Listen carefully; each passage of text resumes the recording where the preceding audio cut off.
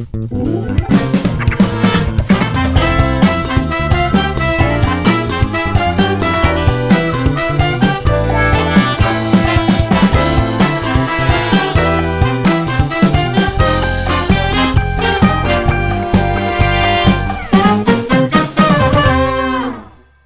berjumpa lagi di Sofi Nafi Talks, You Are Loved. Hari ini saya punya tamu, dia adalah seorang suami, bapak, vokalis, pemilik kos-kosan. Terus katanya lagi bikin sebuah usaha yang butuh marketing dan saya nggak ngerti deh, nanti kita tanya aja. Mari kita sambut Arda Hatna. 3.456 orang. Kehitung ya sama kamu ya? Kehitung. Arda Hatna, itu ya. nama lengkapmu itu atau ada? Sebenarnya enggak, nama lengkapku tuh Hatna Danarda. Hatna Danarda, Ya. Oke. Artinya tahu? Enggak. Danarda itu ganteng. Serius, ini jangan bercandaan. Betul, Hatna Oke. itu tidak. Oke, boleh. Ya, Jadi yang ganteng belakang ya, diterangkan, menerangkan. Oke, tepat. Ya itu karena dulu nanya ke bapak gitu. Artinya apa sih Pak? Kok susah banget? Oh, Danarda tuh ganteng artinya. Oh, Hatna Pak? Oral ya. Gitu. Waduh. Orang ganteng. Orang ganteng katanya. Kamu tuh anak keberapa? Aku anak ketiga. Dari Kakakku dua. Oke, jadi Cewek-cewek ketiga. semua. Jadi bungsu. Jadi anak terakhir yang jaraknya jauh banget sama kakakku. Jauhnya? Hampir 10 tahun, 11 ya. Masa? Iya, bapakku kan kerja di BKKBN, 2 anak cukup katanya. Tiba-tiba? 2 anak cukup gitu. Oh, tiba-tiba? Brojol aku jebret katanya. 2 anak cukup, tapi ini bonus katanya. Wah, Tapi memang udah diharapkan waktu itu kan biasanya kalau bapak-bapak suka, aduh kok belum dapet anak cowok ya misalnya. Nah ini pertanyaan susah nih, aku diharapkan gak ya? Coba aku konfirm bapakku deh. Ya enggak, Aku diharapkan kalau deh. cerita-cerita tuh direncanakan, kita coba ya enggak, mah kayaknya gitu. enggak. Dapat lagi cowok. Kayaknya nggak direncanakan. Oh, tapi Tuhan kasih bonus. Bonus. Diberkahi anak laki-laki. Anak laki-laki. I see. Jadi kakak-kakak di atasmu jauh ya? 11-10 tahun. Berarti bisa dibilang waktu kecil manja nggak? Arda itu? Di masa kecil ada masa manja dan ada masa enggak. Oke. Kenapa? Masa enggaknya gimana? Karena kalau iya, aku bisa ngerti. Bungsu, Cowok sendiri. Iya, apalagi ibuku tuh kalau datang ada bapak, anakku ganteng dewi gitu kan, masih kecil gitu. Anak bungsu katanya dimanja. Tapi gimana kalau anak itu ketika orang tuanya sudah, masa jayanya sudah hilang. Justru sebenarnya sisa-sisa masa jayanya udah nggak ada. Iya. Gitu. Banyak orang ngira bahwa walah bungsu terakhir nih dimanja gitu. Justru sudah menuju masa-masa pensiun. masa pensiun. Sudah pensiun malah, sudah masa-masa ya harus fight di ekonomi keluarga gitu kan. Ayo kita ngapain yuk, ayo. Wah disitulah jadi paham kalau oh iya ternyata perekonomian itu dampak banget ya ke pertumbuhan dan segala macam. Orang ngomong tentang program, tentang apa dan segala macam. Ya kalau belum ngerasain tentang kemiskinan ya memang nggak akan nyampe gitu. Gitu ya? Iya. Dan kamu rasakan waktu kecil? Iya. Susahnya? Iya memang hidup bertahan di tengah ekonomi yang sulit itu, makanya saya kadang sedih ketika ada orang-orang yang didoktrinnya tentang dosa. Orang lagi susah itu yang dibutuhkan adalah teman, yang dibutuhkan adalah semangat untuk besok bisa kerja lagi gitu. Didoktrin tentang dosa dan segala macam, kasihan mereka. Mereka butuhnya adalah motivasi untuk keluar bisa dari lingkungan yang yuk gitu. Makanya kan selalu ada di keluarga-keluarga kecil itu di tengah, di ujung sana, di Kalimantan siapapun. Pasti ada satu anak yang dia, aku punya cita-cita untuk keluar dari sini. Dan dia nembus, bawa keluarga. Bawa siapa. Fighter tuh biasanya justru bukan dari kota besar. Fighter tuh biasanya dari desa-desa yang punya mimpi. Untuk, ya aku kesana deh, aku mau kesana. Dan dia karena ngerasain pernah menderita itu. Lahirnya di mana sih Arda tuh dulu? Madiun. Lahir besar di Madiun. Pernah Madiun? Pernah dong, Madiun pernah. Pecel, ya? Kota Pecel. Tapi sampai SMA atau sampai kuliah atau sampai SMA? SMA. SMA aku di Madiun. Oke. Lalu setelah itu termasuk anak yang merantau atau apa atau bagaimana? Aku tipikal yang terus terang memang di rumah karena tadi ya di rumah ya ada happy, ada enggak. banyak enggaknya, ada happy gitu-gitulah. Karena kan keluar dari zona itu kan sulit banget ya. Pasti di rumah tuh ya kalau dengan kemiskinan ada teriakan, ada macam-macam hal yang diupayakan untuk rukun itu ternyata wah setengah mati ya. Jadi saya terbiasa dari kecil untuk cari bahagia, apa yang bisa saya bahagia. Saya nyari memang dari kecil. Mana ya. Oh sini ya. Oh, Bahagia itu apa maksudnya Arda kecil? Rasa yang ada di hati? Yang joyful berarti ya? Apa ya? Rasa yang pengen, main bola berarti ke teman-temanku. Oh jadi biasanya... Aku tidur ke teman-temanku gitu. Terus SMP, aku pengen ngeband deh, yuk ngeband yuk. Cari uang sendiri gitu. Oh dapat uang ya, yuk kesana gitu. Jadi apapun petualangannya dari kecil itu untuk keluar dari rumah dan nyari jawaban. Bisa nggak dibilang mencari pemantik semangat? Karena di rumah cenderung... Mungkin. Dan itu yang akhirnya saya bisa menerangkan bahwa pernyataan bahwa main lu kurang jauh itu benar. Peribahasa masih di situ-situ aja. Main lu kurang jauh ya. Kita kalau ngomongin tentang hal ya, tapi kalau belum mainnya kurang jauh ya. Gitu. Ya kita itu kalau di rumah, kita kan nggak bisa ngelihat kondisi rumah. Kita harus keluar dulu dari rumah, baru kita tahu, oh rumahku tuh ternyata kotor ya. Oh jendelanya begini ya. Sama kayak hidup gitu, kadang harus keluar dulu untuk pulang dan pergi, dan pergi gitu. Iya, keluar dapat helikopter visionnya dulu, drone vision gitu kan, baru kita bisa oh ini tuh kekurangannya. Gitu. Tapi dari kecil udah ngeband, karena yang aku kenal Arda ini dulu, aku taunya waktu kamu menjadi vokalis NAF. Yep. Surabaya nggak sih itu dulu? NAF tuh Bandung. Oh malah Bandung ya? Oke, aku pengen tahu tuh kenapa tiba-tiba kamu bisa ada di band yang ada di Bandung. Tapi aku taunya kamu sebagai vokalis NAF pada saat itu. Lalu udah keluar ya, sekarang solo kan sendiri ya. Apakah memang dari kecilnya udah tadi sempat ngomong, aku mau ngeband, bikin diriku happy segala macam, begitu happy terus dapat sebuah band, namamu naik, ada NAF pada saat itu, dan saat itu kan banyak acara-acara ya, inbox lah, dahsyat lah, apa kan. Ada musim di mana waktu dulu tuh band itu keliling banget gue mas.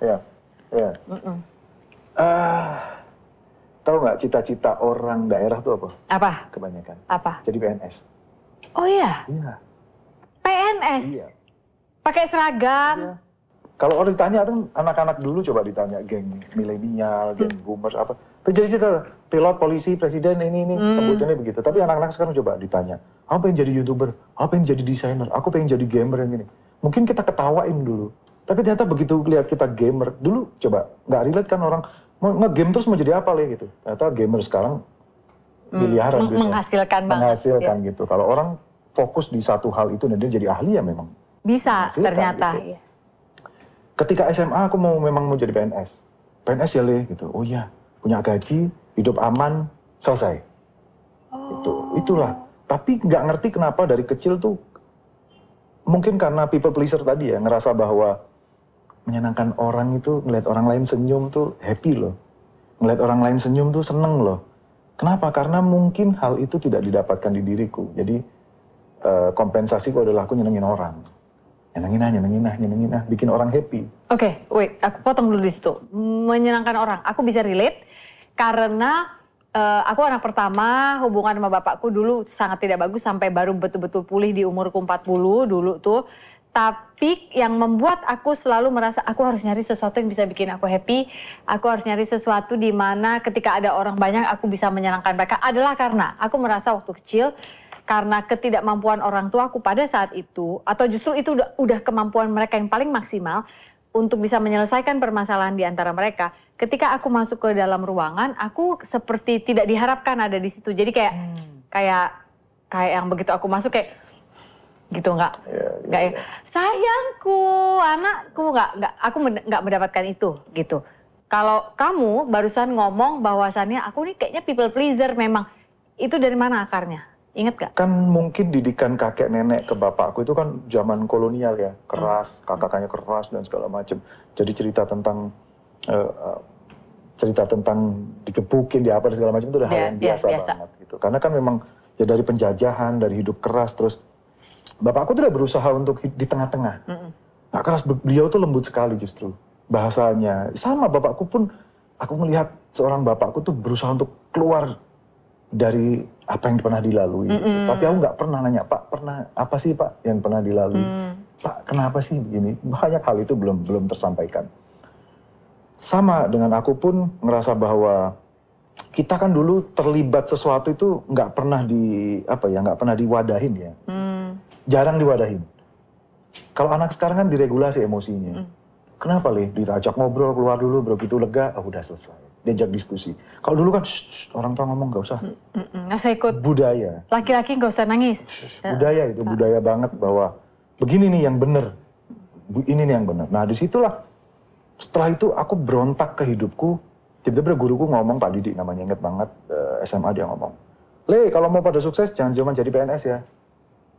Kepikiran terus dan ngomong, kenapa ya nggak boleh jadi PNS? Apa ya nggak boleh jadi PNS ya? Sampai keluar dari pelajaran itu saya nanya, Pak nggak boleh jadi PNS. Kenapa Pak? Ya bener nggak pengen aman, sana loh, main sana yang keluar. Sana, cari cita-citamu yang tinggi. Dunia ini luas, Le. Wow, ternyata kita tuh butuh guru-guru yang ada sekolah nih, sekolah bagus, ngumpulin orang anak-anak pinter. Ya memang udah pinter anaknya. Tapi kalau ada sekolah yang bisa memotivasi anak yang tidak termotivasi, terus jadi pinter, itulah guru yang sukses. Itulah guru yang berhasil gitu. Guru tuh minterin muridnya gitu. Nah disitulah aku tercerahkan bahwa, oke, dari situ tuh aku dan aku merasa kenapa aku berbeda sendiri ya dari teman-temanku. Dan itu selalu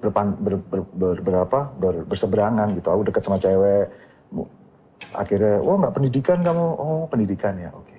Bukan ilmu ya, tapi pendidikan, oke. Lagi-lagi gitu, karena itu kan berdasarkan status gitu.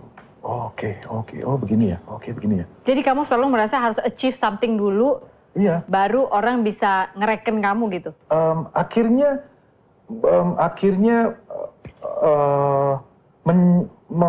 Terus aku nyoba deh ke Jakarta, itulah. Sempet ya ikut casting lah, apalah, sempet. Pokoknya apa aja, yang penting dicoba sesuatu yang dunia baru. Apa aja, terus sempet ikut Indonesian Idol. Nah, ini nih, Puja. Ikut Indonesian Idol di saat aku harusnya kuliah. Saat itu kan bulan apa gitu. Saat ikut Indonesian Idol, aku dari kampung, yang anak sekarang kan happy banget tuh bisa, ada kamera di depan tuh bisa, gayanya bisa, mau nyanyi. Gemeter aku Mbak, begitu audisi. Karena kan kamera, segala, apa ini? Ternyata aku lolos ke Jakarta. Sampai 20 besar. Ketika 20 besar, kan nggak boleh pakai handphone segala macam. Begitu pulang, aku baru tahu ternyata bapakku utangnya banyak. Untuk SMS. SMS-in SMS kamu. polling segala macam. Aduh, iya. Jadi udah. Sebentar, aku potong dulu. Zaman dulu, idolnya nggak seperti yang sekarang ya modelannya. Kita pilih lewat SMS, keluarga semua beli pulsa. Beli pulsa, bapakku beli tetangga, pulsa, apa semuanya. modalin orang ya. Modalin apapun, utang pokoknya. Karena panik, gimana sih? Orang tua pasti akan mengupayain anaknya. Udah anaknya ibaratnya di situ, ibaratnya bapak mati pun siap, anakku udah di situ kok, gitu. Tapi ternyata nggak impulsif ya, nggak segampang itu. Saat itulah aku sudah nggak punya pilihan bahwa kuliah udah nggak ada biaya. Ya wes aku sempat akhirnya ke Solo, melarikan diri dari Solo ketika teman-teman tidak berpihak, kehidupan tidak berpihak, aku ke Solo. Sempat aku jual batik, jual pulsa. Kamu ngambil dari pengrajin, jual? Ya seadanya buat bertahan, tapi bukan yang gimana-gimana. Tapi tetap aku bikin demo sama bandku yang di Solo. Tetap dengan bermusiknya ya? Bermusik untuk bisa sana, sini. Nyanyi di sunatan, nyanyi di apapun. Numpang kos di Solo, gitu. Ini makanya begitu pas di Solo itu, pas aku konser di 2000, setelah COVID, aku di Solo itu naik mobil, ada konser waktu itu aku ingat di Alila. Di Alila sama Mama Ina, jalan, aku nangis tuh, nangis.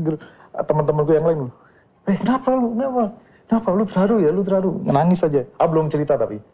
Begitu konser pun aku cuma diem ngeliatin orang-orang rame, tepuk tangan segala macam, aku diem kayak, baru aku ceritain.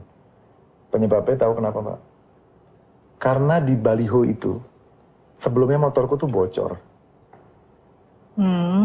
Habis bensin, aku lupa. Habis bensin. Bensinnya habis dan aku nggak ada uang. Yang adalah kejadian kapan? ya perjuangan itu di Solo itu. Di tempat baliho yang sekarang kamu lihat kamu bakal sama Mama Ina, Vina Panduwinata Konser itu. itu. Oke. Di bawah situ bensinku habis, aku telepon temanku, akhirnya aku pepet kan, telepon Pak, belum tak transfer, tunggu ya Le, tunggu. Mama kan catering, nanti ada pesanan kok Le, gini, gitu-gitulah. Gimana aku gitu. Ternyata temanku datang, ayo bareng yuk, dikasih makan, dikasih ini, ingat banget. Itu udah momen itu, makanya nggak punya duit, tapi begitu momen callback, ada konser, ada baliho di Hotel Alila gitu. Orang nonton ternyata tiketnya mahal banget, terus penuh, terus pakai layar, pakai handphone, terus flashlight gitu. Saya sempat bingung, kalian ngapain nonton saya kayak gitu? Kalian ngapain nonton saya? Saya ada perasaan tertegun, oh gini ya Tuhan kalau balikin seseorang tuh, gitu. Jadi kamu termasuk orang yang melankolis ya, bisa dibilang? Iya, kayaknya aku sangat melankolis. Memang. Kepikiran, bisa mikirnya jauh, atau mundur jauh, atau maju jauh, atau ke semua sisi itu bisa kepikiran gitu loh. Karena aku selalu minta sama Tuhan untuk, ya Allah, karena aku dikasih rezeki tiba-tiba umroh, tapi aku lupa bahwa ibadah itu bukan hanya ritual tok. Ibadah yang sulit itu adalah tentang lu sampai mana, apa yang lu perbuat gitu. Dipikir begitu umroh, oh ngantri lift itu juga ibadah loh. Makanan nggak berserakan, ngantri, makan seadanya, nggak buang-buang, itu juga ibadah loh. Ibadah, gitu. iya. Dan mataku belum terbuka ketika baru itu aku ngomong, ya Allah mudahkan aku untuk baca situasi dan petunjukmu. I see. Jadi di saat itulah kamu aku minta hikmat. Merasa itulah bahwa, oh kenapa sih kita kadang nyesel dengan hal-hal yang pernah kita lalui gitu. Kalau aku disuruh mengulang lagi jalan sepahit apapun, hal itu akan aku lalui. Gitu. Kenapa? Karena kalau kita sudah dapat hikmahnya, sudah dapat ini loh maksudnya, nggak akan nyesel pasti. Tapi begitu belum dapat, pasti akan nyesel terus. Kenapa aku? Jadi jangan buru-buru untuk, jika hari ini ada musibah atau apapun, jangan buru-buru. Ntar dulu, kayaknya pesannya begini deh. Mungkin hal-hal itu message-nya dicari ya? Mungkin hal itu akan dibikin gagal dulu sampai arahnya ini loh maksudnya. Kenapa gitu? Karena kan mungkin cara Tuhan kan kerjanya lewat proses, bukan lewat. Kalau canggih banget Tuhan harusnya WhatsApp lah lewat aku. Ujianmu hari ini begini nih. Tapi ternyata cara kerjanya nggak begitu. Cara kerjanya katanya Tuhan hidup di sini kan. Ya ngomongnya ke sini. Oh di sini ya. Oh ke sini ya. Oke. Gitu. Itu awal jadi people pleaser. Makanya aku bikin juga lagunya judul Orang Tak Enakan. Pas begitu jadi, itu yang Tantri ngisi. Aku bilang, kamu ngisi ya. Bagian apa? Nyinden. Tak suruh nyinden dia. Di part sinden itu. Merinding banget. Ada 2 lagu yang sudah aku keluarin judulnya Orang Tak Enakan sama Belajar Jadi Bapak. 2 hal ini rasanya aku nggak peduli laku atau enggak. Aku nggak peduli orang seneng atau enggak. Tapi kok aku happy ya. Dan aku ngerasa bahwa orang yang berkarya karena punya message itu beda. Sama bisnis. Karena kalau punya message, kita nggak akan capek. Promo segala macam. Kayak gini segala macam. Aku mau datang ke siapapun, mau ini. Ada aku datang yang nonton ternyata 25 orang. Gitu. Nggak masalah. Nggak masalah. Aku happy gitu. Gitu. Karena puas. Aku message. Purpose-mu tercapai. Bukan karena angka tok kayaknya transaksional dan itu capek banget hidup. Gitu. Oke. Anak Madiun sempat merantau ke Jakarta. Itu ketemu band Naf yang dari Bandung itu gimana tuh caranya? Kan dari orang Jawa sama Jawa Barat tuh beda loh. Kok nyambung kamu? Itu kenapa? Ya itu karena aku sebelumnya di acara Dahsyat itu aku ngomong kan. Di acara Dahsyat nonton di TV tuh ada vokalis. Waktu itu ini agak jauh ceritanya. Saya tanya, kok ada vokalis? Pacarnya Boboho. Aku ketawa tuh, almarhum Boga tuh ngomong begitu. Wah, aku ketawa tuh. Ini siapa nih band? Oh Kotak kan. Oh Kotak ya. Setelah itu aku ngomong, wah ini aku suatu saat pasti akan ketemu dia nih. Gitu. Dia tuh Tantri? Tantri, ya, pasti ketemu nih. Kamu ngelihatnya karena lihat Tantri cantik atau saya mau ketemu dia? Karena diledek, dia mirip Boboho. Pacarnya Olga, waktu dulu almarhum kan sering celepos gitu. Akhirnya ternyata di Madiun Tantri jadi jadi bintang tamu. Dan aku jadi band opening. Aku nggak tahu waktu itu, nggak detail kan. Ini siapa? Kotak. Oke. Aku datang ke radio, disuruh temanku datang ke radio dan ngelihat, duh ini kan yang kemarin. Akhirnya kita ketemu tuh ngobrol. Saat itu aku nggak ada tendensi apapun seneng atau apa gitu. Karena aku saat itu fokusku nggak cari pacar atau apa, tapi pengen berteman. Saat itu ketemunya cuma sehari. Tapi kenapa spesifik Tantri? Hanya karena dia diledek boboho terus kamu kayak Iya. kesian ya gitu, aku mau temenin. Biasanya aku bisa nebak perempuan tuh 5 menit kemudian biasanya. Oh. Aku hafal, oh gini nih orangnya, oh begini. Tapi sama dia aku nggak ketebak. Kok apa ya gitu. Ini apa ya orang ini gitu. Apa nih ya? Kok unik ya gitu. Yeah. Wah kepatilnya aku. Malam hari manggung segala macam, terus waktu itu akhirnya pulang, ketemu sama dia urakan kan, wah. Terus dia telepon, Papa udah transfer ya, semoga Papa nanti haji ya Pak. Gitu. Aku langsung gini, wow. Kok aku ngeliat indah banget nih perempuan. Oh ngobrol ke bapaknya. Ke Papa lewat, Papa aku udah selesai manggung gitu. Oh kamu pas lihat. Gak sengaja tuh, dia dari jauh. Nanti ini ya, aku pemerhatikan orangnya. Uangnya tak transfer ya Pak, udah nih Pak, gini-gini. Tabung ya bentar lagi bisa kok Pak berangkat haji gitu. Kita dia kerja untuk keluarganya. Dari situlah terus aku jatuh suka sama dia, terus aku bilang, aku mau ke Jakarta deh. Gitu. Dari situ. Ini kamu belum apa? Belum, aku masih jadi band opening di Madiun. Iya. Dari situlah aku punya opening lagu-lagu band sama aja temenku. gitu kan ceritanya. Punya band sama temen-temenku. Ayo kita, ya termasuk akhirnya ke Solo, biar bisa rekaman, bisa jualan, bisa bertahan. Akhirnya nyoba untuk masukin ke label. Masukin ke dulu. Anak sekarang enak banget nyari atensi itu. Yeah. Tinggal bikin hook 7 detik, bisa bertarung dengan dimanapun. Yeah. Dulu harus nyerahin ke CD. Alah CD-nya buat ganjel pintu kayaknya. Belum tentu didengar sama edarnya. Enggak gitu, udah nggak didengar udah. Bisa titip edar aja udah happy ya? Udah nggak tahu. Tiba-tiba banyak hal dilalui sampai akhirnya yang termasuk bahwa ada seorang produser. Kan sempet tuh Instagramku sempat viral tuh. Hampir 20 juta tuh yang nonton. Terus sempat aku cerita bahwa ada seorang produser pokoknya, wah mau jadi artisnya ya gini-gini. Terbuai janji-janji Jakarta nih. Iya ya. Aku jalan ke Jakarta, aku pamit tuh sama mama, aku mau ke Jakarta. Mamaku saat itu agak sakit. Aku cabut itu ke mana? Ke dapur. Nggak ngerti ada yang bisikin atau apa, bawa ember tuh aku. Tak taruh gini, kakinya mamaku tak pegang, tak basahin, terus tak minum. Nggak ngerti aku, nggak siapa yang bimbing, nggak ngerti. Aku cuman mau minum, dimarahin sama mama. Apa kotor gue gitu. Nggak mau, aku cuma minta doa restu gitu. Ini aku mau sukses jadi penyanyi gitu. Aku minum, mamaku marah. Enggak usah gini-gini. Aku minum, akhirnya mamaku ya udah, wis berangkat tuh gitu. Berat banget. Aku nyampe Jakarta, aku tuh seneng banget. Wah, nggak punya duit itu. Nginep di mana? Nggak punya duit, nebeng sopo? Percetakan Negara, ada temanku. Oh, oke. Nebeng temanku, terus itu bahkan nggak punya duit itu aku berangkat sama bapakku. Nah ini momen sama bapakku adalah aku bawa TV di rumah. Aku inget di sini bawa TV, tapi aku senyum-senyum. Tahu nggak kemana? Ke Pegadaian.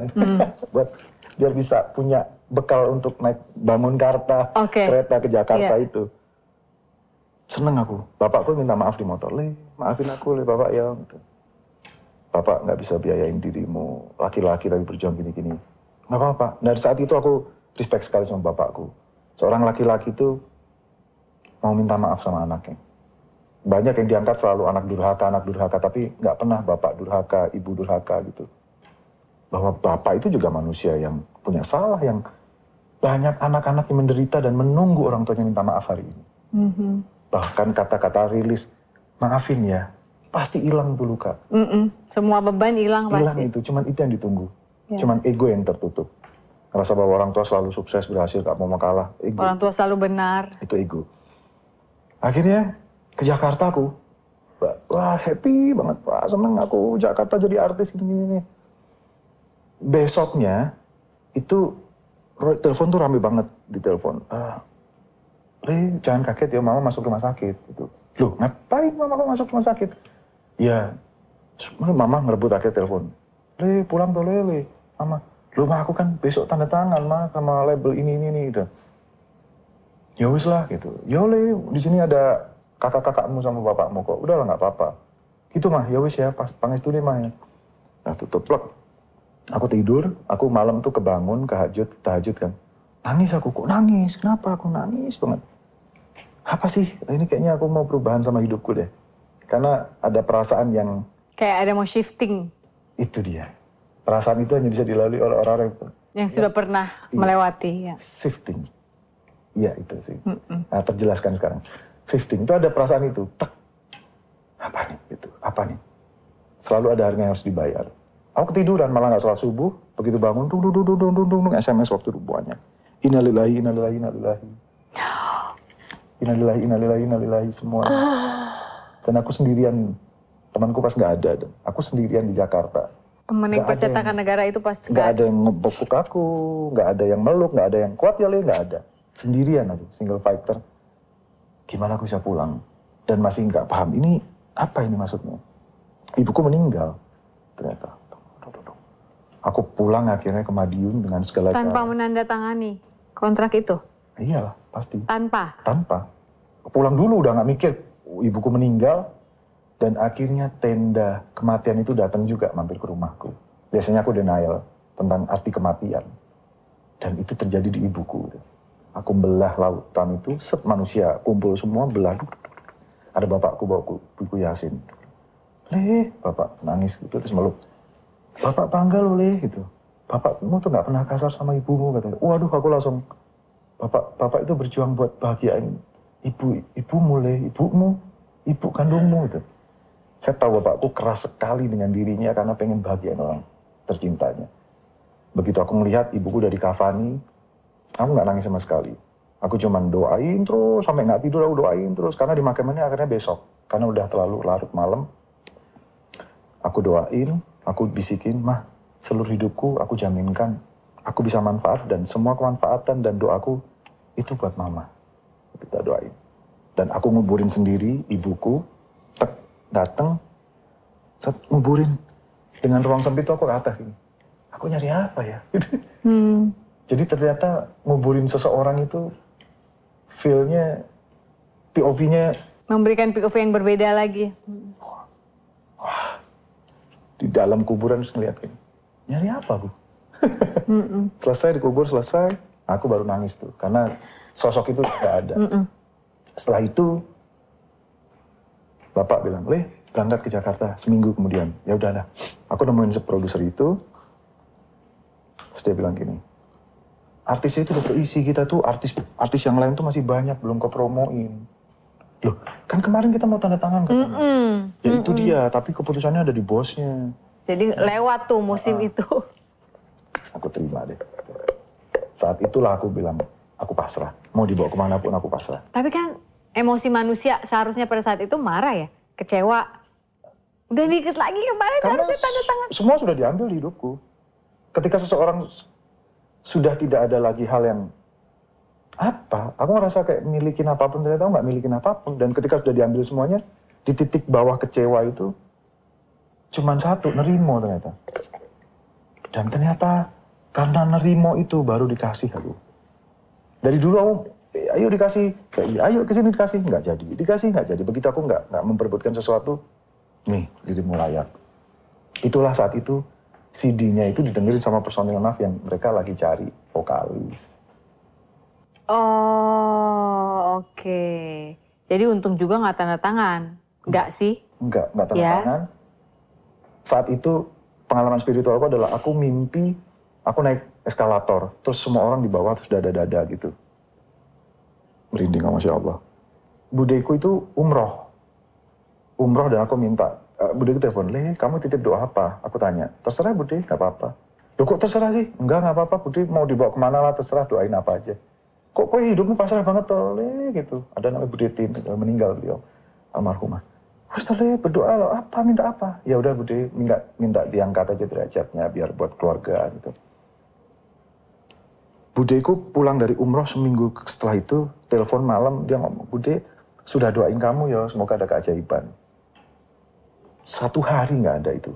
Telepon itu berdering dan ngomong, Dak, ada yang namanya Mas Yanto, orang Trinity. Lu mau jadi audisi ikut vokalis band nggak? Band ternama nih. Mau nggak? Hah, enggak lah, nggak mau berharap. Namanya Nar. Enggak lah, nggak usah. Mau nggak? Udah, berangkat ya. Ini audisi nih sekarang nih. Ini beneran nggak sih? Beneran. Dan aku berangkat. Ketika berangkat, audisi segala macam, terus diumumkan, ikut audisi, terus personil waktu itu ngomong, Mas Ade itu ngomong gitu, lu tuh sebenarnya nggak ikut audisi tau. Kenapa? Karena CD lu tuh ada di demo memang. Jadi ternyata demoku itu yang band sama band sebelumnya nggak ikut. Justru aku diculik. Oh. Ini ada vokalis nih, bikin lagu-lagu nih. Lu mau nggak sama dia gini-gini? Oh, gitu jalannya. Nggak ikut dan akhirnya begitu lolos, jebret. Kita tuh dia 10 titik. Sejak itu hidupku berubah langsung. Manggung, hotel segala macam. Secepat itu langsung aku bilang, Tuhan itu ada. Tuhan itu ada. Itu cepet banget pasti buatmu berasa perubahan itu. Iya. Kayak oase yang selama ini udah ditunggu gitu. Dan yang aku cari saat itu cuma uang. Bukan khususnya, bukan piala segala macam. Pada saat itu ya? Tapi utang-utang bapakku. Harus bisa kebayar. Aku bilang, Bapak, saya taruh sahur, Pak. Berhenti tuh bapakku ngomong. Nangis nih pasti bapakku. Ya. Nggak ngomong makasih li apa, malah nangis. Beliin kulkas yang pernah digadein gitu. Aku pulang-pulang nggak ngasih tahu. Terus bapakku bungkusin kulkas gini. Ibu almarhumah pengen beli kulkas. Tapi belum kesampaian dan aku beliin kulkas gede di rumah. Terus bapakku nyopotin plastik itu. Tapi ngadep munggungin aku. Aku tahu nangis beliau. Nggak sampai hati. Segitu kerasnya memang laki-laki kadang bersama dengan dirinya. Jadi saat itu tujuanku untuk, udah aku hidup. Untuk cari rezeki. Pencapaian-pencapaian yang lain sudah dah. Kalau aku pantas aku pasti dapat. Kalau enggak ya memang bukan punya aku. Berapa lama ya sama Nafia, Adra ya? Berarti 14 tahun. Dari 2009 berarti. Iya. Tapi ini nggak sih? Aku boleh sambil minum nggak sih? Boleh dong. Mengalami emosional ya. mengalami apa ya? Adaptasi kultur yang sulit nggak pada saat itu? Kan ini ketemu anak-anak Bandung nih. Bandung kabeh dong. Iya. Sunda speaking semua nggak sih? Itulah sebenarnya kamu sih anak Jawa sendiri. Iya. Itulah mungkin diriku disiapkan dari kecil untuk mudah adaptasi kayaknya. Adaptif itu skill yang nggak diajarin di sekolah kayaknya. Nah itulah perlunya untuk banyak main. Itu bukan hanya pendidikan tuh. Skill adaptif tadi, mudah ngobrol sama orang, mudah ini, mudah mungkin itu berperiset tadi. Jadi aku ngerasa bahwa jadilah orang yang kalau lu tidak ada di situ, lu dirindukan. Ya orang cari. Itu, lu berarti punya value di situ. Nah di saat itulah aku mungkin ya gak ada apapun, aku happy, manggung happy gitu. Penyesuaian beda culture, malah justru mereka kadang ngomong cacok gitu. Oh ngikut. Cok, panggil aku Cok gitu. Ngikut Mas Ode, Mas Ade. Cok, jatimnya. Cok, apa? Iya Cok. Gitu. Kayak kakak-kakak semua yang nuntut untuk, begini ya. Tetap satu. Kalau sudah jadi, ini yang aku pelajari, kalau sudah jadi orang bilangnya public figure, yang sulit itu adalah urusan mental. Star syndrome. Starnya nggak dapat, kadang sindromnya doang kan. Banyak itu. Nggak, cuman artisnya doang. Hai teman-teman, sudah punya buku Si Paling Overthinking belum? Tulisanku di sini memang buat yang punya bakat overthinking sih, atau justru buat yang sedang mendampingi orang yang hobi overthinking. Boleh juga.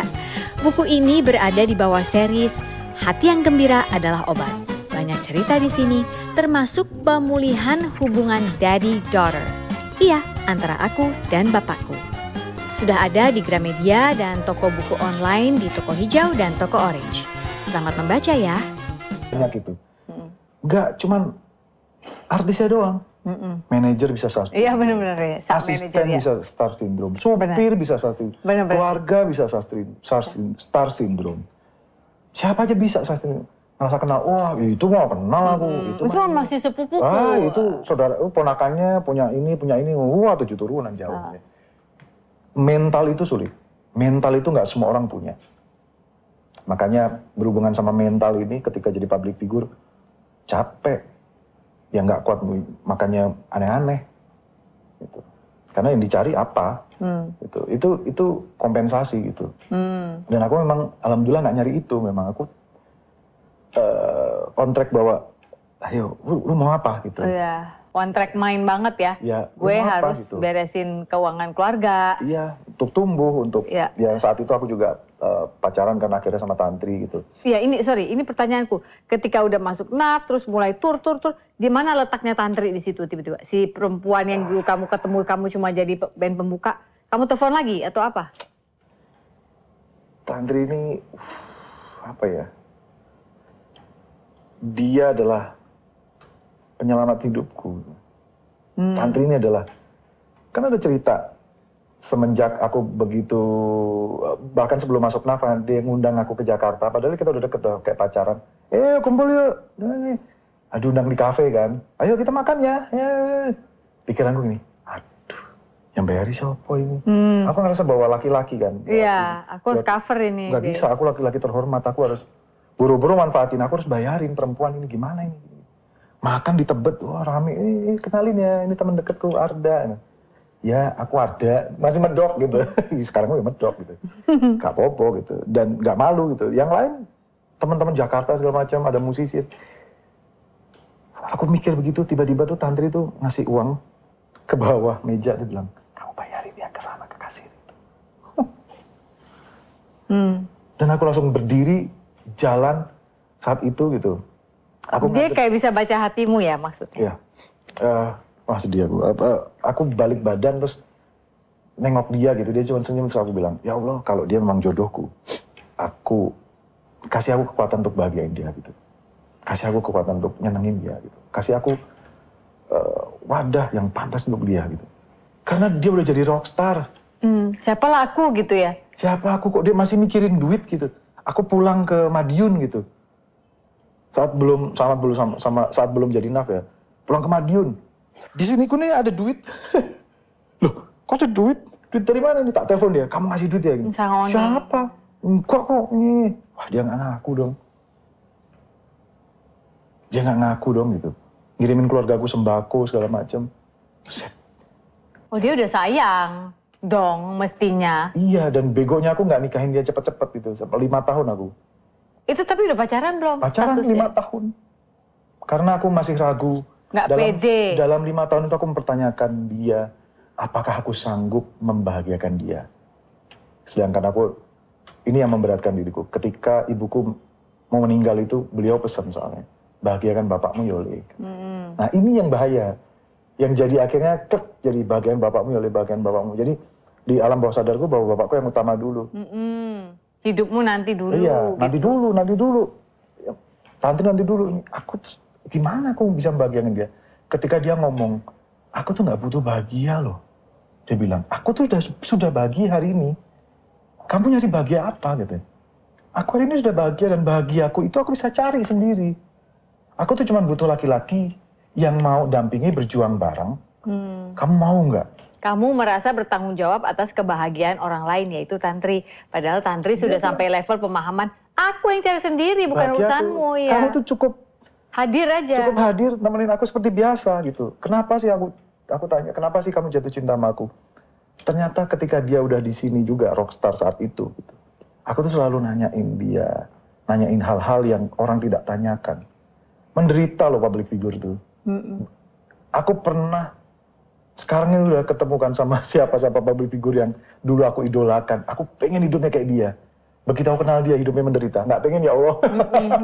Ternyata setiap orang punya penderitaannya masing-masing.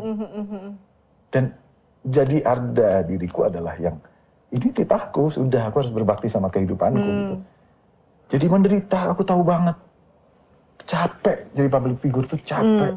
Karena tugasnya, public figure itu nyenengin orang. Driver nganterin ke bandara, Mas selamat ya tugasnya selesai. Penghibur tuh begitu, seneng gak ya dia sama aku ya? Berhubungannya sama rasa, happy gak ya orang-orang sama aku ya? Capeanku sampai mana? Ngantemnya kesini mulu, karena kompensasinya ngasih terus. Akhirnya seorang Tantri itu, begitu dia ngomong begitu, Aku langsung beliin cincin dan aku sadar bahwa aku cuma ngumpulin benda gitu. Benda bisa dicari, tapi orangnya itu enggak. Kalau udah dicaplok orang nanti malah... Iya. Terus pekerjaan pun sama orangnya, dengan pendidikan, dengan apa, dengan kekayaan dan semua. Tapi balik lagi, human-nya dulu. Itu nggak bisa tuh, human-nya. Nggak bisa tergantikan. Nggak bisa tergantikan, human-nya, manusianya dulu, SDM-nya dulu. Begitu itu udah kepegang, apapun bisa dilalui. Nah Arda ketika udah jadi suami itu bentuknya gimana? So pemikir Arda selama 5 tahun pacaran sama Tantri itu enggak? Beda Kan udah jadi versinya. suami. Beda lagi ternyata. Saat sudah jadi suami, ternyata aku nyimpen trauma terus terang. Aku nyimpen trauma yang ternyata trauma itu kelihatan kalau kita berrelasi sama orang lain. Oke. Sejago apapun pasti kita punya luka yang mungkin sekarang orang lebih aware kan sama luka. Iya. Kayak dulu kayaknya enggak. Enggak. Sekarang lebih ada pengetahuan yang menjelaskan hal itu. Teman-temanku aja masih denial kok. Alah gue bisa kali gue ini. Ya. Seseorang tidak akan berubah kalau dia tidak punya kesadaran. Gitu. Dan tujuanku berkarya pun untuk sebenarnya riak-riak kesadaran untuk orang dan segala macam dari POV itu sebenarnya itu. Aku begitu udah nikah, aku lupa bahwa oh ternyata keluarga tuh banyak ya, nikahnya nggak 2 orang ya. Ada hal yang harus korbankan, ada segala macam, ada hal yang tiba-tiba ke-trigger. Ketika aku punya anak, aku tuh jatuh cinta lagi sama hidup. Ada anak kecil yang cinta banget, dan aku mengorbankan apapun waktuku demi dia gitu. Oh ini ya namanya anak ya, demi anak tuh ini ya. Makanya orang tua dulu bilang, nanti kamu ngerasain kalau udah punya anak gitu. Oh ini ya. Nah saat itu aku ke-trigger, anakku tuh marah. Umurnya 3,5 tahun. Wah, tantrum. Wah, aku nggak siap. Dan aku ngurung dia ke kamar mandi. Selama 1 menit kayak digelap. Wah, begitu dia keluar, ungkap-ungkapan. Aku nggak lihat efeknya. Sampai 2 minggu dia sering kebangun tengah malam, nangis, teriak-teriak. Ketakutan. Ini apa nih? Dan aku sering ke-trigger. Emosi, nonjok tembok sampai ini. Sering ke-trigger apa, nggak nyakitin orang tapi ke diriku sendiri. Marah, kayak ada monster dalam diriku gitu. Ini apa ini gitu. Ini apa? Akhirnya istriku bilang, lagi-lagi istriku ngomong, kamu butuh profesional ya? Aku bilang, aku mau. Ternyata ngomong itu susah banget keluar dari mulut laki-laki. Karena laki-laki ngerasa punya mental, punya trauma, itu nggak keren di mata perempuan. Nggak keren. Laki-laki nangis, laki-laki lemah itu nggak keren. Laki-laki komplain itu nggak keren. Tapi lebih nggak keren lagi ketika luka itu tidak dirawat, dia nyakitin, KDRT. Nyanyain keluarga, emosional, anger management berantakan. Itu lebih nggak keren lagi dan merugikan. Itu yang tidak terucap oleh orang lain. Seringnya kan selalu dogma-dogma itu kan. Dan akhirnya aku sama anakku hipnoterapi, konseling. Sampai akhirnya pertanyaan tadi, kenapa aku disuruh untuk mengalami ini? Oh, untuk berbagi. Biar aku strong. Aku kan mungkin strong ya kalau berkata-kata, berkarya, bisa berbagi gitu. Kalau nggak ngalamin, gimana aku bisa berbagi? Ya iya dong, harus ngalamin untuk bisa berbagi. Berarti lagu yang kamu buat itu Belajar Jadi Bapak itu salah satu akarnya dari kejadian ini? Bisa salah dibilang satunya itu? Iya. Bukannya dari hubunganmu sama bapakmu? Complicated. Oke. Pasti ya, hubunganku sama diriku, hubungan sebagai bapak, hubunganku sama anakku, hubunganku sama bapakku. Semuanya aku tuangin di lirik. Aku cuman bikin lagu itu gara-gara naik motor. Aku udah nyimpen sebenarnya kalimat belajar jadi bapak tuh di note itu udah lama banget. Belajar jadi Udah bapak. jadi tema. Udah jadi tema. Tapi ketika aku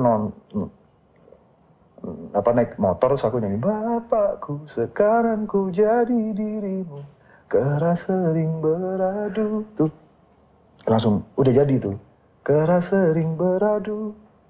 Itu terus aku langsung bayangin bapakku, canggung ungkapkan rindu gitu. Orang tua yang sulit banget ngakuin kalau lagi kangen sama anak. Kalau sekarang aku balas dendam sama anak-anakku, I love you, aku kangen. Guys, I miss you, I love you. Nggak mau berangkat tau kalau kalian nggak I love you dulu. I love you Panda. Itu enggak. Dan itu rasanya enak kan? kodrat manusia itu dipeluk. Coba kan. Hari ini banyak orang yang jago ngomong terus, termasuk aku. Tapi skill untuk mendengarkan nggak banyak orang. Skill mendengarkan, skill hadir, skill meluk. Mungkin kalau orang cerita, Skill senyum. skill senyum. Kamu tuh harusnya bersyukur kayak gini. Wah, udah belum apa-apa diceramai. Tapi ada satu mungkin, makanya kan banyak kan anak-anak perempuan yang akhirnya mungkin orang tuanya kebingungan ketika dia menjalin hubungan sama orang yang dipikirnya ugal-ugalan. Karena mungkin dipikir pria ugal-ugalan tadi, karena dia hadir, karena dia dengerin, jago. Punya luka-luka yang sama, dia dengerin ngerayu, peluk. Hadir, lengket. Tuh. Ya itu tugas kita sebagai orang tua sebenarnya ya. Bagaimana caranya kita menjadi perwakilan cinta kasihnya Tuhan di bumi dan perlindungannya Tuhan di bumi dan tuntunannya Tuhan di bumi untuk mereka. Betul. Tapi kita juga harus ingat bahwa kita juga punya luka-luka yang harus kita bereskan ya. Itu yang kamu akhirnya terapi ya untuk itu ya. Luka kalau nggak dibereskan, diwariskan. Itu yang nggak lucu tuh. Diwariskan itu. Dibereskan atau diwariskan. Iya, itu sangat tidak lucu. Saya setuju banget dengan itu dan mungkin karena orang-orang tua kita itu adalah generasi boomer.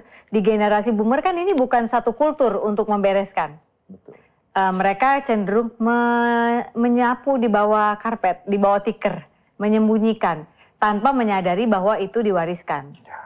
Karena kan anak-anak cucu ikut duduk di tikar itu lagi toh, debunya keluar ya bersin lagi toh sebenarnya. Padahal harusnya itu dicuci lantainya gitu kan ya, keluarkan sudah. Indah banget analoginya. Iya, keluarin udah, jangan sweep under the carpet lagi, selesai nih udah. Kamu udah gak perlu bersin lagi nak. Tapi gak semua orang punya keberanian untuk menyelesaikan atau kemampuan. Kalau menurutku kadang-kadang orang tua kita berada di satu level di mana kita marah gitu kayak, lu sih beresin masalah lu sendiri aja susah banget, jadinya ke aku nih gitu kan.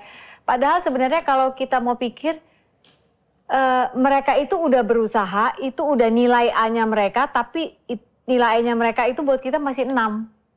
Mau dipaksa dikatrol juga nggak bisa. Jadi kita yang harus menerima bahwa, oh berarti aku lanjutin, sini tak bantu bersihin. Karena emang nggak bisa, mereka nggak punya kemampuan itu. Itu yang aku alamin sih waktu sama bapakku. Dipaksa kayak apa juga nggak bisa dia. Betul ya, memang generasinya punya pemahaman yang sudah sangat berbeda. Sudah akarnya udah terlalu kuat, cengkrem ya. Betul. Kalau kita beruntung ketika kita berusaha terobos pelan-pelan seperti air mengikis batu karang gitu ya, itu bisa masuk ke orang tua kita dan akhirnya mereka juga, oh iya ya, aduh maafin mama ya, mungkin suatu saat akan terucap kata-kata itu. Kalaupun tidak terucap, menurutku itu tanggung jawab kita untuk tidak meminta mendengar itu. Karena kalau nggak kita bergantung pada itu. Masa sih lu bergantung sama satu ucapan itu dari orang tuamu hanya untuk move on? Kalau dia emang nggak bisa. Itu kan kayak kita ngajar anak kita untuk 1 tambah 1. Kalau dia belum bisa jawab 2, masa kita nggak move on? Harus move on dong. Gitu. Sepakat ya. Mungkin yang harus ngajarin dia 1 tambah 1 itu orang lain. Nanti udah pinteran kita ngobrol lagi udah beda lagi gitu. Mungkin ya. Tapi lagumu yang duet sama Tantri itu yang pelabuhan terakhir itu apa itu awalnya? Anniversary kah? Kalau pelabuhan terakhir itu di nikahan sih sebenarnya. Jadi itu juga mau merit, kita bikin lagu yuk. Jadi aku dulu tuh ngado Tantri di 2009 ketika dia ulang tahun. Yang lain ngado kan, wah ngado apa ya? Kalau ngado cincin, ngado apa, ketika aku putus selesai. Masih pacaran kan? Iya, kalau aku ngado lagu kayaknya dia bakal terngiang-ngiang deh. Aku bikin lagu aja deh gitu. Bikin kok kamu sama, Mas Pongki juga gitu ngadoin. Tapi aku nanyanya gini, makasih ya lagunya. Tapi kamu ngadoin lagu karena nggak punya uangnya, aku tanya gitu. Iya, emang iya. Iya juga sama. Sama, the power of kepepet orang Jawa. Iya. Terus? Akhirnya aku bikin lagu, terus dia dengerin, akustikan kok, aku mau nyanyi masih kemana-mana gitu. Dia denger, aku inget banget dia pakai headset di Surabaya, ketemu waktu itu, terus di laptop, terus dia bilang, nanti kalau kita jodoh, rambutnya masih begini, dia denger terus dia bilang, indah banget, gitu. Nanti kalau kita jodoh lagunya jadi soundtrack nikahan kita ya. Gitu. Kita merit, Hamin 2 minggu tuh terus ngomong, kita dulu janji loh punya lagu. Ya kita rekaman yuk, ayo. Rekaman lah lagu itu. Gak ada promo sama sekali, kado buat nikahan doang kok. Gak ada promo, yang penting YouTube punya ada kenang-kenangan udah. Ternyata lagu itu nemenin tumbuh gitu. Terus akhirnya kita selama 10 tahun akhirnya bikin lagu bareng lagi judulnya Tumbuh Bersama. Gitu, karena ngerasain bahwa oh iya ya dari pelabuhan terakhir kemarin terus tumbuh bersama. Ya. Karena dari pelabuhan terakhir itu aku bikin buku. Oke. Nah, aku bikin buku. Salah satu bukunya itu juga hal yang banyak hal yang begini. Tapi belum aku ceritakan semua ada di buku itu. Ceritanya yang tadi itu aku hipnoterapi segala macam. Luka-luka itu aku disuruh sama konseling itu untuk nulis. Betul. Betul, healing itu salah satunya menulis, setuju. Tuh. Iya. Begitu aku nulis, oke aku suruh healing ya, oke aku nulis. Begitu nulis di tengah-tengah, deng, aku nggak kuat malah. Wah ini kan yang aku kubur, wah aku kenapa? Aku berhenti dulu sampai 3 bulan. Aku ke Bali segala macam, terus nggak kuat aku. Sampai akhirnya hipnoterapi itu terus bisa kok ini. Akhirnya oke. Akhirnya nulis selesai, Tantri pun belum baca bukunya. Begitu dia baca di pesawat masih jadi draft nangis gero-gero, orang Jawa bilangnya wah kenapa Tantri, kenapa kamu nggak cerita kisahmu kayak gini gitu, bahkan kamu ketemu papaku aku juga nggak tahu ternyata. Jadi aku ketemu papahnya di luar, dia nggak tahu. Itu yang ngomong saya mau nikahin anakku. Saya direstui atau enggak gitu, tapi saya punyanya ini aja, tapi saya punya usaha buat nyeneng. Jadi gini, nangis papanya. Gitu. Nangis dia, wah gitu. Jadi apa ya, jadi akhirnya seneng aja berkarya, bikin buku dan segala macam. Ngerasa bukunya diterbitin nggak? Publik boleh baca? Di mana? Pelabuhan Terakhir, cetakan Mizan. Oke. Tahun berapa itu? 2 tahun lalu. Oke. 2 tahun lalu, 2023. Iya, aku cari deh. Masih ada nggak di pasaran? Nanti. Banyak. Gak usah, aku cari aja. Tenang. Berarti kalau kamu ngasih harus pakai tanda tangan loh ya? Kalau nggak pakai tanda tangan nggak sah itu. Siap. Oke. Itu banyak hal yang aku nggak ungkap gitu. Ternyata ya tadi itu bahwa kayak cerita tentang trauma ini dan segala macam. Kenapa aku harus cerita gitu? Ya untuk berbagi orang. Dan aku percaya bahwa kita kalau satu orang aja terbangkitin kesadaran dia, akhirnya DM, Mas, hipnoterapinya di mana, aku mau. Mas aku mau. Laki-laki loh. Mas aku mau. Oh berarti aku harus jadi role model yang mungkin diriku rusak dulu, nggak apa-apa. Tapi kalau hal yang buruk di hidupku bisa manfaat untuk hidup orang lain, kayaknya aku hidup deh. Purpose-mu tercapai. Dan itu prinsip hidupku bahwa dulu aku takut mati, takut mati. Kematian tuh takut banget. Nah sekarang aku balik. Karena aku sering datang. Aku kalau nikahan nggak diundang, aku nggak baper. Ulang tahun nggak diundang, aku nggak baper. Tapi kalau kematian aku harus datang. Sebisa mungkin datang. Kenapa? Karena POV tentang kematian itu selalu pengingat yang efektif kalau apa yang aku cari ini worth it nggak? Penting nggak? Sukses nggak? Gitu, kayak gitu-gitu. Jadi apa? Nguburin orang, mandiin orang itu kayak bahwa, oh ini berarti pengertian bahwa mati dulu baru hidup. Ya. Mati dulu baru hidup. Kalau kita tuh mati, pengertian mati dulu di hidup tuh maksudnya, nanti ini kita nggak dibawa mati ya. Jadi jangan terlalu keras sama hal-hal yang nggak dibawa mati gitu. Nah itu malah aku hidup.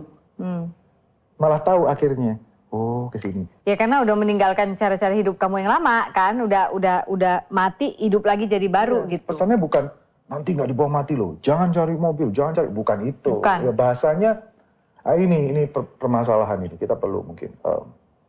Banyak orang tua yang tidak pandai menjelaskan sesuatu kepada anaknya, dan anak modelnya sok tahu, selesai nggak ketemu titiknya. Nggak akan ya, benar. Itu masalah komunikasi itu penting banget. Iya. Nah itu aku belajar untuk, sampai hari ini belajar, ya itu belajar jadi bapak ternyata sampai akhir hayat. Iya, oh wow. Dan anakmu tapi udah ngerti ya ada buku itu. Umur berapa sekarang? Arkairan Cadenza. Iya. Cadenza itu bahasa Italia musik. Iya. Sama Caranada, Medina Tanarda. Iya. Itu, 2 anak itu. Aku sama istriku happy banget ketika lucu kan kemarin sempat viral aku jual mobil, beli mobil, ada aja. Kenapa sih orang-orang kok rame ikut merayakan gitu? Aku padahal itu hal-hal yang sederhana yang aku ceritakan sebenarnya. Aku kan nggak tahu ya Mbak, viral itu kan hal yang capek ya. Iya. Ya udah, aku nggak tahu viral. Maksudnya gini, aku tuh cuma pengen mengabadikan momen-momen di hidupku bahwa, kita pernah loh, kita ini loh. Artinya itu kita tumbuh. Ingat nggak 10 tahun video ini? Ada ya. Karena aku nggak banyak momen yang tervideo, apalagi bukan apa namanya, bukan anak apa wong sugih gitu yang punya foto semuanya ada, video nggak, apalagi video gitu, enggak gitu. Kecil kenang-kenangan. Nah, itu aku pengen video gitu. Jadi kita ngobrol berempat di mobil, nyetir, ketawa-ketawa gitu. Ketawa-ketawa, terus ini relate nih sama bapak-bapak yang lain kan. Keberhasilan bapak-bapak ketika nyetir adalah ketika personelnya semua tidur. Ngelihat mereka tidur semua, sukses aku. Oh, itu perasaan bapak-bapak. Iya. Perasaan bapak-bapak. Iya sih, iya. Mungkin apalagi suamiku, kalau sampai berhasil, aku tidur juga, artinya dia berhasil. Karena aku selalu protes cara menyetir dia. Aku selalu protes karena dia lebih jago nyetir motor daripada aku, tapi aku lebih jago nyetir mobil karena mungkin udah duluan dari umur berapa udah nyetir gitu. Jadi kalau dia nyetir, jangan dudut-dudutan gitu loh, aku pusing, aku bilang gitu. Ngukurnya tuh jangan nyetir mobil tapi ngukurnya kayak motor. Wes toh, menang. Akhirnya aku udah tidur aja, begitu aku tidur kayaknya. Pongki sampai hari ini punya koleksi di galerinya foto aku tidur saat dia nyetir, semuanya mangap. Ya. Aku nggak ngerti kenapa dia hobi banget, mungkin dia bangga kali ya ketika dia bisa nyetir istrinya tidur karena biasanya bawel kayak nggak enak lah nyetir lah inilah itulah gitu. Wah itu seru tuh digedein fotonya. Aduh jangan deh, gila. Itu banyak banget lagi fotonya. Hal-hal itu tuh yang manusiawi banget, seneng aku hal-hal kayak gitu tuh. Ini malam ini berangkat mau ke Kuningan ceritanya sama istri, tapi ulang tahun Kuningan. Jadi Kotak manggung, band Kotak manggung. Dirimu Solo. Sama Arda Hatna. Enak kan sebenarnya panitia itu ngundang kita. Paket honeymoon, kan kamarnya nggak banyak. Iya benar, benar kamarnya satu, iya benar. Tapi ternyata kerja sama istri itu hal yang lain lagi. Oke. Bahaya juga. Jadi sempat ada momen sampai istriku tuh ngomong, jangan bahas kerjaan dulu ya. Gitu. Ya kayak Mbak Sophie coba, ngobrol hari ini udah berapa orang coba? Kamu ketiga? Aku ngerti banget Mbak, ngobrol itu ada tenaga yang begitu, udah habis ya. Pasti butuh sendiri, butuh nyerap lagi, butuh ngobrol sama sendiri, capek banget. Itu aku sama istriku. Jadi susah banget, apalagi janjian gitu kan. Nanti tanggal ini bisa nggak? Aduh ngomongin kerjaan lagi. Tapi kalau nggak, miskom. Jadi mau nggak mau akhirnya aku harus kadang ngajak nonton dulu, nyenengin dia, baru aku ngomong. Makan dulu ya, baru ngomong. Perempuan lagi ya. Atau kalau enggak, aku harus jaga jarak. Jaga jarak itu penting, jeda itu penting. Penting. Biar dirindukan, manajemen rindu itu penting. Manajemen rindu, aku suka itu. Manajemen rindu itu harus ada, nggak bisa. Seberapa kita diinginkan tuh harus ada perasaan bahwa apa yang gue miliki ya. Kalau kita nggak ada jarak, kayaknya nggak akan bisa. Nah, jarak itu efektif. Efektif Jarak itu mendidik ya sebenarnya. Jarak itu punya anak, wah aku pasti anak-anak udah berkuliah ya. Udah keluar rumah jauh semua. Kan? Ya kan, itu loh. Dan ternyata aku juga bayangin kalau hal kesulitan, nggak ada kesulitan di hidupku, nggak ada penderitaan, kayak aku juga nggak terbentuk gitu.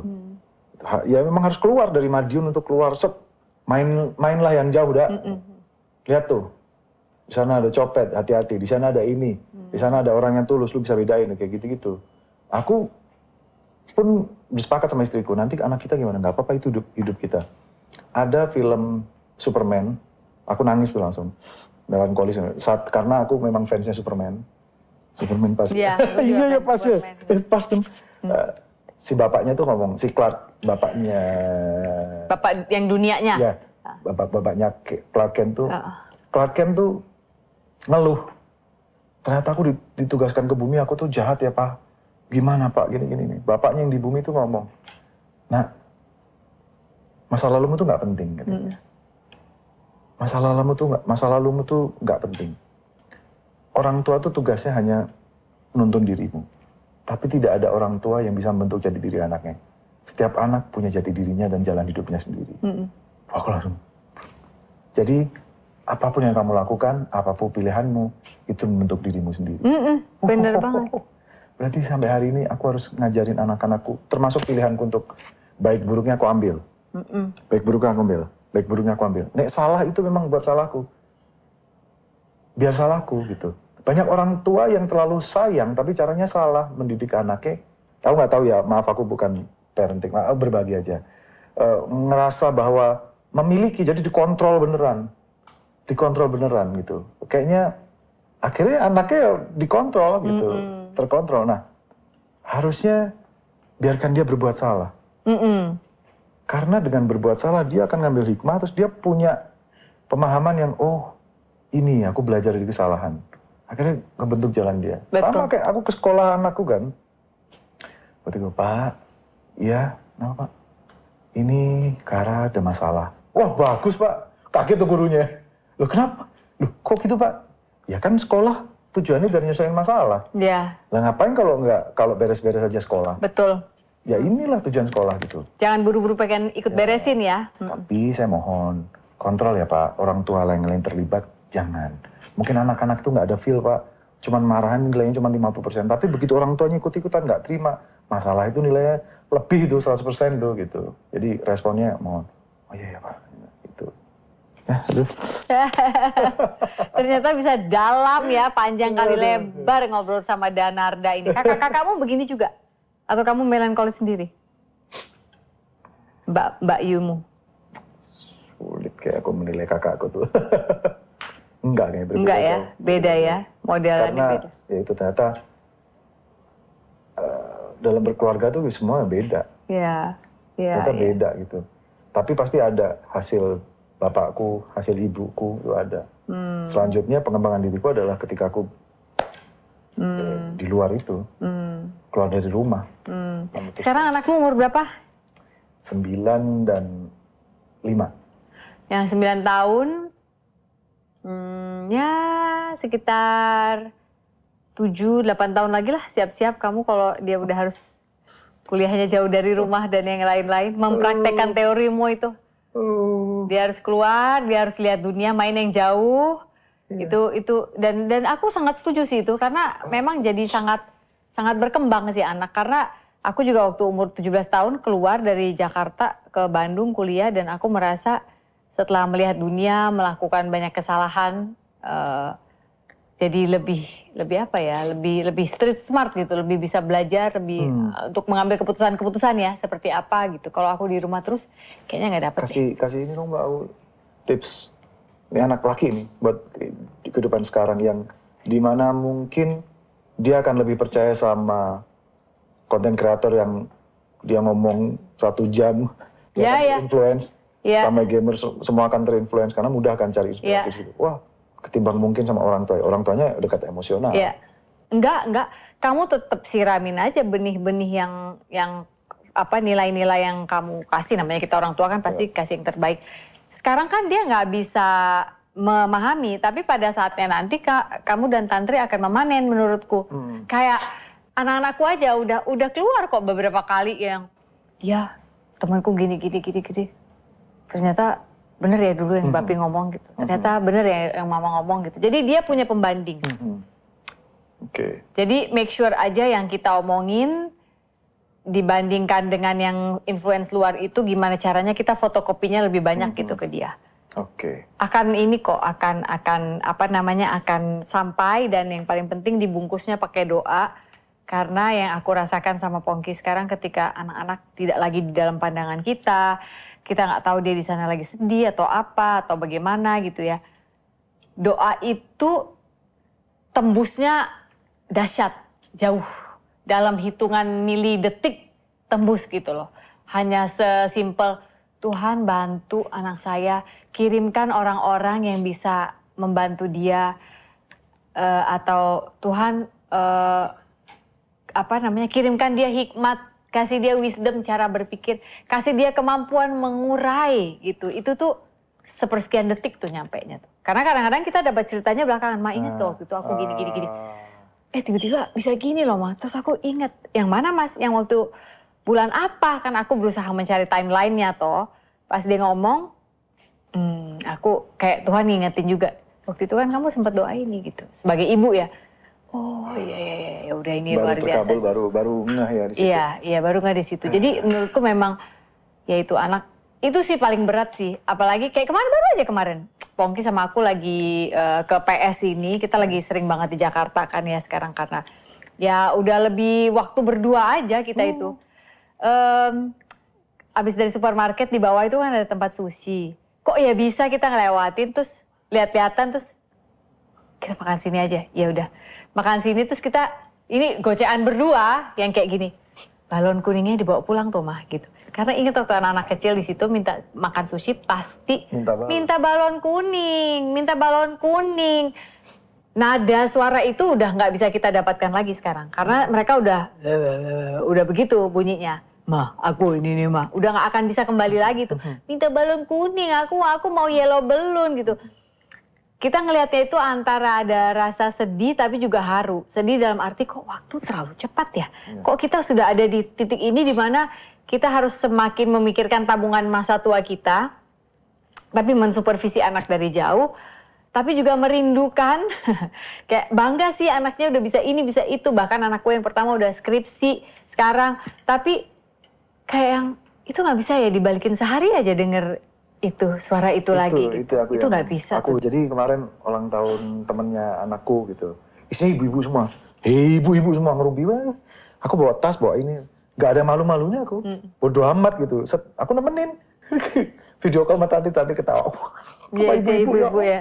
Ibu-ibu yang lain pasti ada yang bahas-bahas segala macam itu.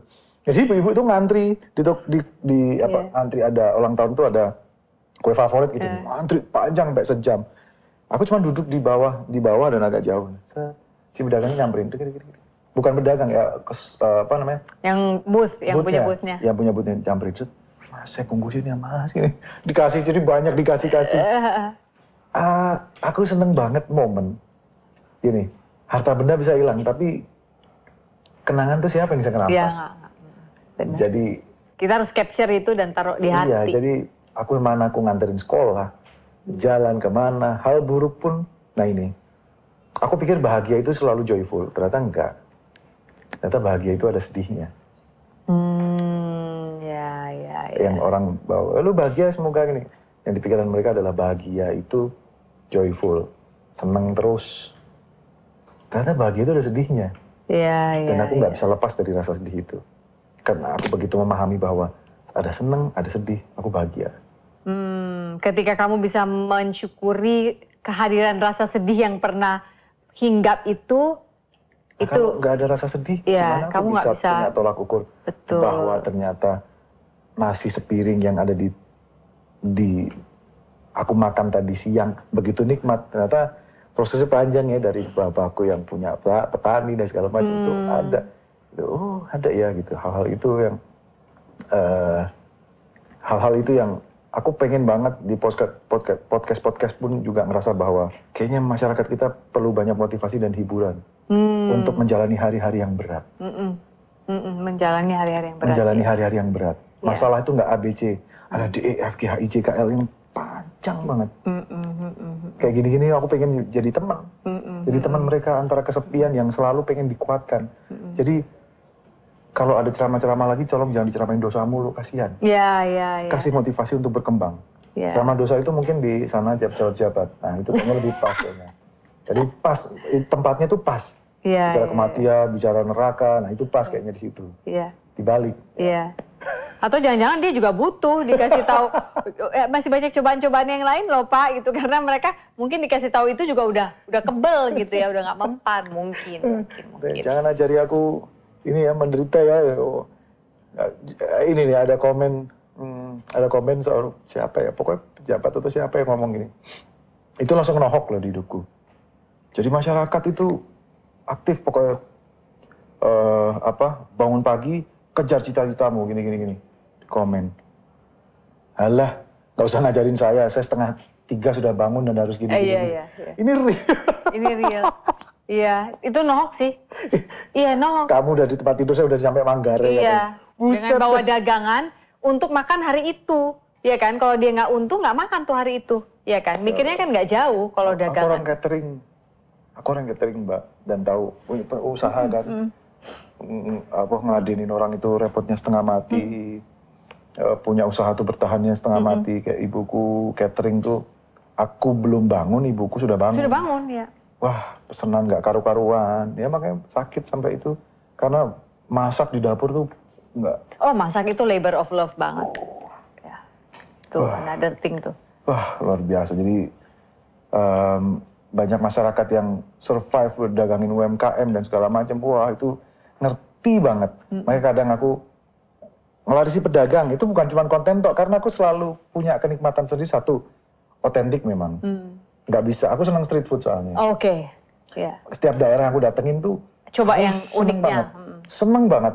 Ibarat mbok-mbok nggak pakai sarung tangan, itu sih malah enak. Makan pecel, makan itu malah yang nggak ngerti enak pokoknya. Di tempat-tempat semakin pelosok gitu, aku seneng banget. Ada love di situ, makanan tuh. Ada mbah-mbah, ada ibu-ibu yang jam 3 dia udah nanak nasi. Ada yang nggak dilalui oleh sekolah dimanapun. Yang dia nanamnya bersyukur, padi, panen, pisang, iki dimasak, buat anaknya sekolah itu indah banget. Ada makanan yang dimakan, bismillah, set. Wah, enak ini. Itu, aku menghargai sekali mereka yang berjuang itu. Jadi ya, ayo dilarisi, gitu-gitu, nggak ada masalah kok. Nggak selalu kita harus ngomong, nggak selalu di tengah-tengah masyarakat itu dilarisi. Aku kan kadang sama istriku itu tujuannya aku ngeprank ke kawinan, ngeprank ke UMKM gitu. Sengaja, oke, satu konten. Kedua, tapi tujuannya aku pengen semua orang juga, misalnya ngundang aku karo bojoku gitu. Di tempat-tempat yang mereka nggak bisa, ya mereka sesekali dong boleh dapat hal itu gitu. Kenapa? Karena doa orang-orang ini kadang doa-doa bisa nembus langit gitu. Nggak ada tendensi apapun, oh ya Allah mas, ini gitu. Gitu. Wow. Guys, Danarda, Hatnanya di depan ya? Nama lengkapnya, Hatna di depan. Hatna Danarda. Hatnanya di depan. Sementara aku taunya Arda Hatna. Oke, Hatna Danarda. Terima kasih ya untuk waktumu hari ini. Mbak, sudah berbagi. Ini nih bedanya kalau ngobrol sama jurnalis senior tuh gini. Selalu bisa ngulik-ngulik ke pertanyaannya, milih yang bagus, set keluar. Terima kasih loh, tapi untuk waktumu, aku sangat senang bisa berbagi. Katanya Mas Pongki telepon, mau promo nggak nih? Aku lebih bilang, ini nggak promo, aku datang silaturahmi. Kalau promo kayak transaksional banget. Tapi kalau emang ada yang mau dipromo nggak apa-apa loh. Sekarang lagi ngerjain apa berarti? Malah, ya itu tadi aku baru rilis lagu. Belajar jadi bapak, orang tak enakan. Itu kan yang tadi kita udah omongin, belajar jadi bapak. Terus sama?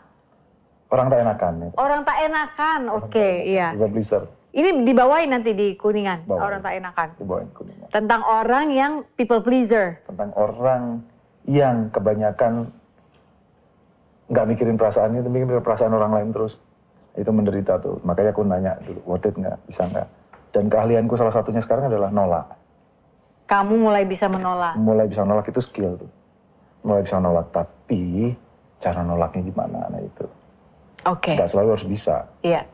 Oke. Jadi yang lagi dibawa kemana-mana sekarang lagu yang orang tak enakan ini? Ya dua itu belajar. Oh dua, itu juga?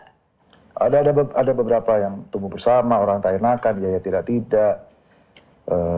Tuh, apalagi ya, pelabuhan terakhir itu identitas baruku. Oke. Sebagai solois. Sebagai solois, itu adalah identitas barumu. Jadi lagu-lagu yang lebih, melankolis itu ya. Tapi cerita tentang POV-ku kayak storytelling ya? Storytelling yang kayak kita ngobrol, kayak gini. Kayak ngobrol di sofa. Tapi bentuk lagu? Tapi bentuknya lagu, pengen tak ceritain tapi bentuknya lagu. I see. Pengen gitu udah. Iya. Aku tugasnya ada dokter, ada apa, mungkin di sini berbaktiku sama hidup, mungkin lewat karyanya lewat itu. Oke. Wow, kita doakan sukses ya. Buku udah, lagu udah fasih dari dulu bikin. Buktinya Tantri ulang tahun dibuatin lagu juga ya. Sama kayak suami saya yang sampai sekarang saya tanya, Itu karena kamu nggak punya uang ya, Bapi dulu.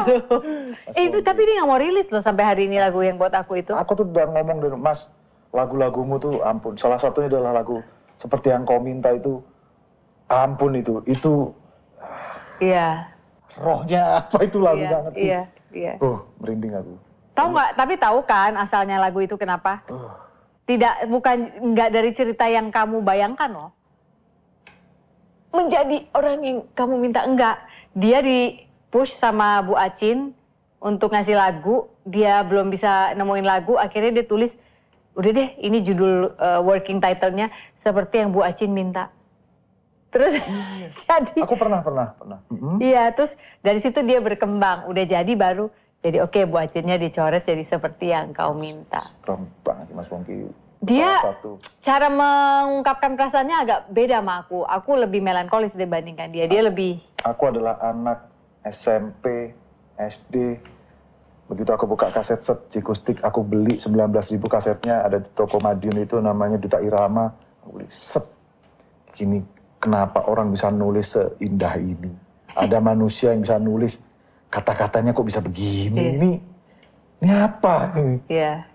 Ini apa? Dan nggak ngerti kenapa aku bisa hadir di sini, kenal Mas Pongki yang baru keluar dari band, baru keluar dari ini, baru apa dari Mas Pongki selalu ngasih insight gitu. Makasih banget Mas Pongki gitu ya. Yang aku percaya banget next hidupnya Mas Pongki bermanfaat banget. Makasih Amin. Banget. Terima kasih ya. Salam untuk Mbak Tantri. Sukses untuk lagu-lagumu. Dan sebelum pulang aku yang mau ngasih kado. Ini bukuku. Hati yang gembira adalah obat. Iya, si paling overthinking. Semoga kita berdua bersama. Jadi semoga bisa menjadi satu hiburan ya nanti buat baca-baca buku. Hari ini bukan hari yang baik untuk menyerah. Katakan itu setiap hari. You are loved. Sampai jumpa. Ada yang nelfon. Awas kamu jangan scammer ya.